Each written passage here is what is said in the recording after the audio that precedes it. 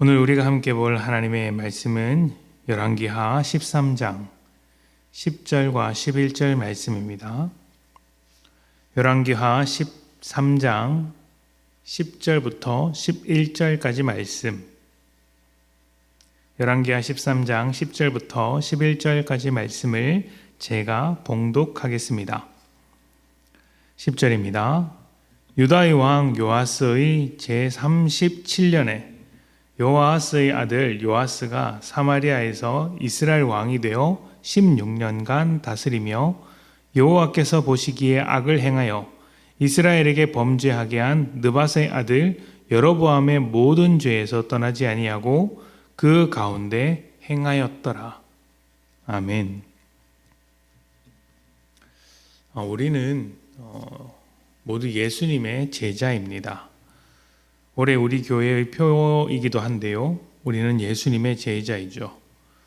우리뿐만 아니라 예수를 믿는 모든 사람들은 예수님의 제자라고 할 수 있습니다. 제자는 스승이 가르친 것을 받아들이고 스승의 삶을 모방합니다. 스승의 뜻을 이해하고 그 뜻 안에서 살아갑니다. 그리고 무엇보다 스승이 가르친 것을 다른 사람들에게 가르칩니다. 또 다른 제자를 삼는 것이죠. 그래서 예수를 믿는 것은 어떤 좋은 일을 기대하는 그런 기대감을 갖는 것이 아니라 예수를 따라가기 위한 준비를 하는 것에서부터 출발합니다. 믿음이란 그렇게 출발하는 것으로 시작하는 것이죠. 준비하는 것으로 시작한다는 이야기입니다. 새로운 것을 받아들이기 위해 옛 것을 포기하는 것이고 또 더 나은 삶으로 나아가기 위해 이전 삶을 끝내는 것입니다. 이렇게 정리하고 끝내고 포기하는 것, 이런 것을 우리는 회개라고 부릅니다. 믿음을 시작함에 있어서, 믿음을 출발함에 있어서 필요한 것이 무엇이냐? 회개인 것이죠. 육신의 삶을 살던 우리가 죽음을 뛰어넘는 부활의 생명이 있음을 알게 되고, 이제 부활의 삶을 살아가기 위해 육신의 삶을 지우려고 애를 쓰는 것입니다. 이것이 회개이죠. 예수님께서 우리에게 부활의 생명을 주셨으니 육신의 습관을 제거하는 것이 믿음의 출발이라고 할 수 있습니다. 그 다음에는, 회개한 다음에는 그 부활의 생명 안에서 날마다 성장하는 것, 이것이 있겠죠. 여기서 우리가 잊지 말아야 하는 부분은 예수를 믿은 우리는 부활의 생명을 얻었지만 아직 이 세상에서 살고 있기 때문에 몸의 구원을 받은 것은 아니라는 것입니다. 주님 다시 오실 날에 새로운 몸을 입을 때까지는 세상에서 아직 많은 어려움과 유혹을 받으면서 또 견디면서 살아가고 있습니다. 그리고 무엇보다 세상을 따라 살던 습관, 세상대로 생각하던 습관이 남아 있어서 잘 믿는 듯 하다가 믿지 않는 것처럼 무너질 때도 있죠. 부활의 삶을 사는 것 같다가도 육신의 삶, 세상의 삶으로 돌아가는 순간도 적지 않게 많습니다. 믿음이 휘청거리는 것이죠. 어떻게 해야 할까요?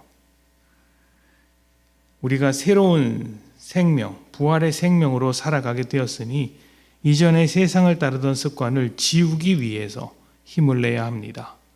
그리고 습관을 지우는 것만이 아니라 새로운 습관과 생각을 갖도록 해야 합니다. 새로운 존재가 되었으니 새로운 습관을 가지도록 하는 것이죠. 하나님과의 관계를 잘 만들어야 하고 또 말씀과 기도의 습관, 예배의 습관, 하나님 앞에서 살아가고 있다는 생각, 이것을 항상 지키려고 하는 것입니다. 이런 것들은 사실 아주 기본적인 신앙생활인데 이런 것들을 쉽게 생각해서는 안 됩니다. 가랑비에 옷 젖는다고 거룩한 습관이 위대한 믿음의 성장을 이루어가는 것이죠. 반대로 하루 이틀 이런 것들을 그냥 넘기게 되면 세상 속으로 깊이 빠져들게 됩니다. 우리는 거룩한 하나님의 사람들이지만 세상을 버리거나 세상으로부터 도망치는 사람들은 아닙니다. 우리는 세상에서 살지만 세상에 깊이 빠져들지도 않습니다.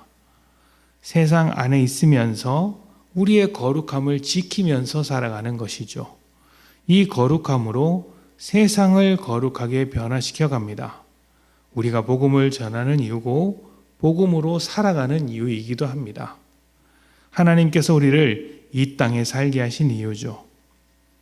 이스라엘은 우리보다 앞서서 세상에 세워진 거룩한 공동체입니다.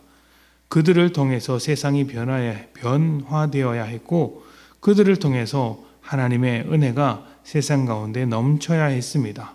그러나 그들은 거룩하기보다 세상과 같아지길 원했고 세상 모든 나라들이 그랬던 것처럼 왕을 세웠습니다. 그리고 그 왕들은 우상을 세우며 자기의 권력을 단단하게 만드는 것에만 관심을 가졌습니다. 오늘 말씀도 이것을 강조합니다.